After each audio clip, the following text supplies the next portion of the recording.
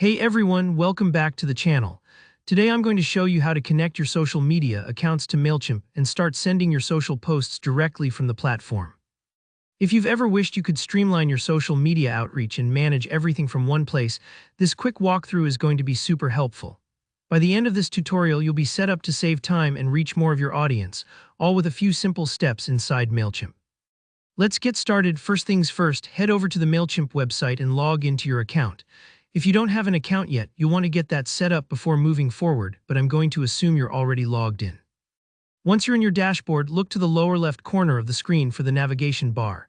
Here, you'll see various options like campaigns, automations, and integrations. Go ahead and click on Integrations. This is essentially your hub for connecting Mailchimp with all sorts of other tools and platforms, making your marketing life much simpler. Once you're on the integrations page, you'll see a long list of apps and services Mailchimp can partner with. To narrow things down, move to the search bar at the top and type in Facebook. Mailchimp connects with several social platforms, but let's focus on Facebook for now since that's what most people want to connect first.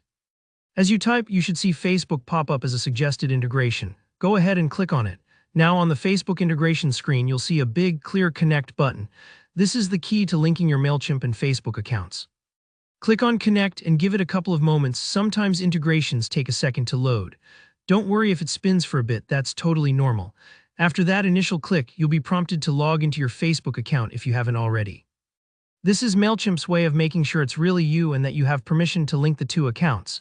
Just enter your usual Facebook login credentials. A quick tip here.